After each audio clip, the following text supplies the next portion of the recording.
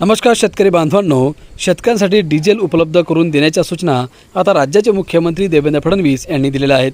सध्या राज्यामध्ये ज्या डिझेल आणि पेट्रोलची टंचाई चालू आहे आणि त्यामध्ये पंपावर जे शेतकऱ्यांना त्रास होत आहे त्यासाठी आता मुख्यमंत्र्यांनी याची दखल घेतलेली आहे आणि त्यांनी थेट आता आदेश दिलेले आहेत, सूचना दिलेल्या आहेत की शेतकऱ्यांना डिझेल आणि पेट्रोल उपलब्ध करून देण्यात यावे।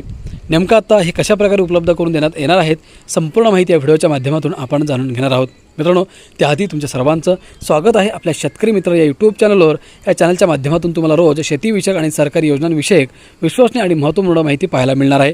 त्यासाठी तुम्ही आत्ताच आपल्या या चॅनलला सबस्क्राईब करून ठेवा। तर चला ही माहिती आपण जाणून घेऊयात।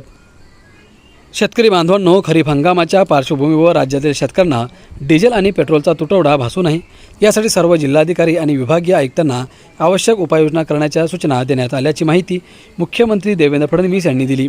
शेतकऱ्यांना शेती कामासाठी कोणत्याही परिस्थितीत इंधन कमी पडू दिले जाणार नाही असेही त्यांनी स्पष्ट केले।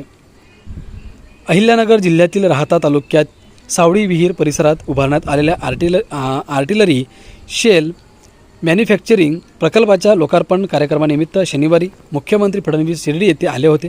त्यावेळी पत्रकारांशी संवाद साधताना त्यांनी ही माहिती दिली। मुख्यमंत्री म्हणाले, राज्यातील काही भागांत अचानक 20 ते 30% डिझेल आणि पेट्रोलची मागणी वाढलेली दिसत आहे।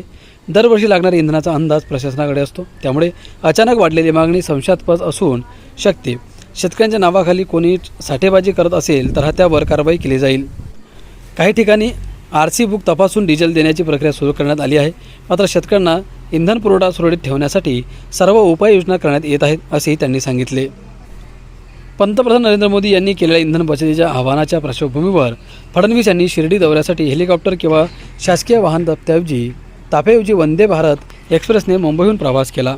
रेल्वे प्रवासाचा अनुभव उत्तम असल्याने त्यांनी पत्रकारांशी बोलताना सांगितले। तर मित्रांनो, अशा प्रकारे आता पेट्रोल आणि डिझेल संदर्भातली अत्यंत महत्त्वाची माहिती समोर आली होती। आता राज्याचे मुख्यमंत्री देवेंद्र फडणवीस यांनी स्वतः सूचना दिलेल्या आहेत, याच्यावरती लक्ष दिलेलं आहे। त्यामुळे आता खरोखर शेतकऱ्यांना दिलासा मिळेल का ते पाहणंही तेवढंच महत्त्वाचं ठरणार आहे। पण अपेक्षा करतो की माहिती तुम्हाला महत्त्वाची वाटली असेल तर आपल्या शेतकरी मित्र या यूट्यूब चॅनलला सबस्क्राईब करा आणि हे व्हिडिओ जास्तीत जास्त शेअर करा। आपण पुन्हा भेटणार आहोत काही अशीच महत्त्वपूर्ण माहिती घेऊन उद्याच्या व्हिडिओमध्ये। धन्यवाद।